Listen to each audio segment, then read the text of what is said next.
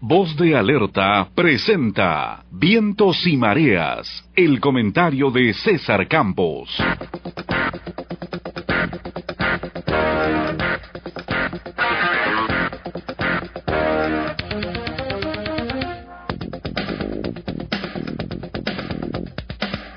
Muy buenos días.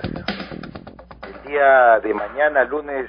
19, a partir de las 5 de la tarde, en el Campo de Marte, ha sido convocado por el Consorcio Democrático de Derechos Humanos una movilización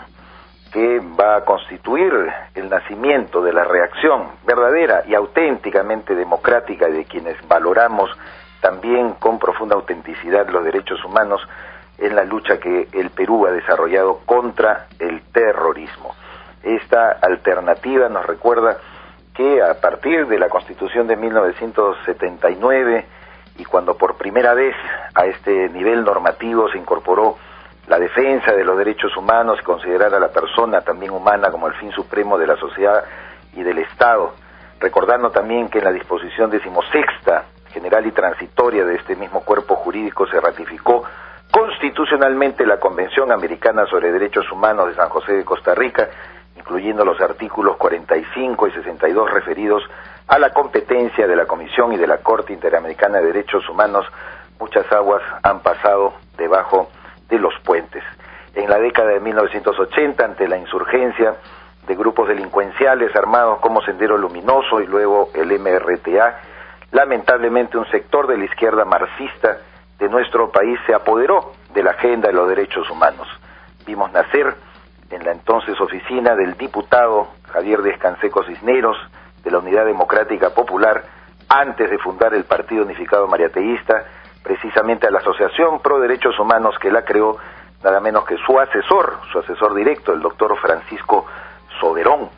Desde entonces, la izquierda marxista ha tenido una influencia determinante en el control de los valores de los derechos humanos, bajo la óptica de que solo el Estado podía ser el violador de estos derechos y no considerar la emergencia de los grupos subversivos que pusieron tanta sangre y tanta cuota de sacrificio a todos los peruanos. Esa confusión los llevó a estos mismos grupos a no distinguir que la acción delincuencial de estas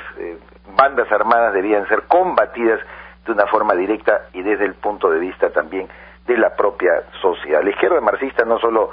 controló la agenda de los derechos humanos, sino, como todos sabemos, también se apoderó de la agenda medioambiental, es decir, ecológica, y de los derechos de género, de los derechos de la mujer. Por lo tanto, es bueno que haya nacido el Consorcio Democrático de Derechos Humanos, porque recordando el preámbulo del Fausto de Goethe, y que también fue recordado por el entonces primer ministro don Rafael Belaúnde Díaz Canseco, padre de Fernando Belaúnde Terry, a finales de 1945, cuando evocó que las masas se combaten con las masas, no con el propósito de que los pueblos se enfrentaran, sino que hay que organizarse para, a través de las ideas, también combatir a otros sectores que levantan la misma bandera. En este caso, confiamos que el Consorcio Democrático de Derechos Humanos va a establecer una agenda más amplia, distinta, diferente a la que ha venido dominando la izquierda marxista en este terreno. Y ya que hemos recordado a don Rafael Belaúnde que las masas se combaten con las masas, es justo decir que lo padecido por el